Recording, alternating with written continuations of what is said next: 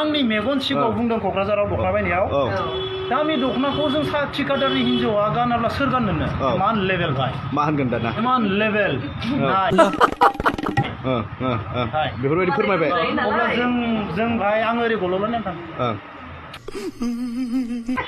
साख्रि आवलाफ्रा बिदिनो गल'ल' नायनानै थानांसिगौ जाहैबाय थिकादारनि हिन्जावा दामि दख'नाखौ बायाबा सोर बायगोननो